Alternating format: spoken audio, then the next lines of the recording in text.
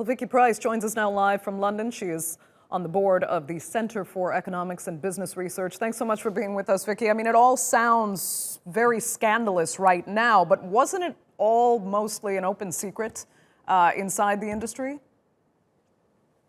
The worrying thing is that London, of course, has been referred to as the money laundering capital of the world, which is a big of a problem if that is indeed the case. But what you're seeing in this report is that it's not just UK banks. All sorts of things have been happening with banks, even in the continent. You mentioned Deutsche Bank, of course, in the introduction.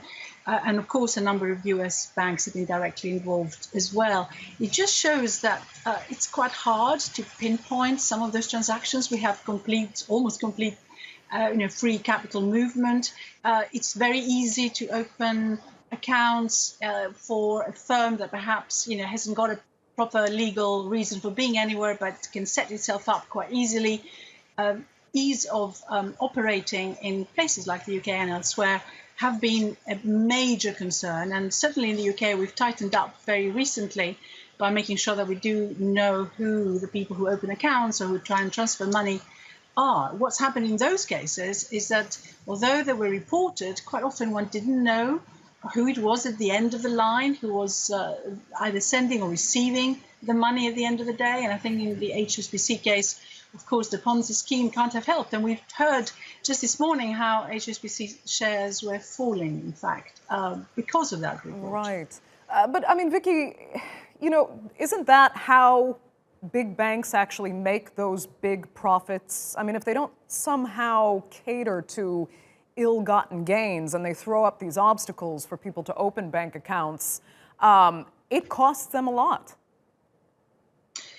Well, I think that's true. And of course, it's considerably more difficult nowadays to open a bank account.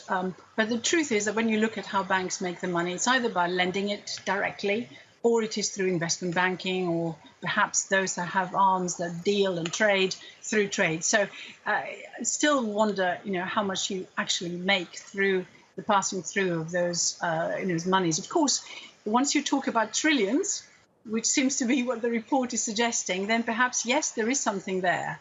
But I would suggest that it's a failure of systems rather than necessarily avarice, if you like, and greed from the side of the banks. Okay, so will anyone actually go down for this? And if not, I mean, will this effectively change the industry for exposing this kind of money laundering?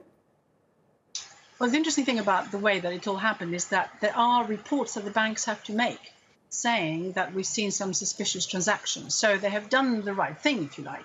The only question is, why did they let things carry on perhaps maybe for a little bit longer than they should have done? And did they really know who the beneficiaries were at the end of the day? What we've said before is that banks have gone through quite a rigorous regime as well of having the authorities investigate what went wrong. And you mentioned the Hsbc case in the US, where they just managed to get through allegations of money laundering through, I think it was drug barons who were putting money through. And that was before some of the latest ones that we're now hearing about actually took place. So you wonder, the banks are all saying that they have tightened the systems, and they have, because they're now reporting it.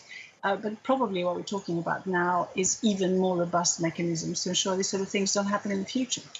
Okay. Vicky, thanks so much for joining us there from London. We really appreciate it.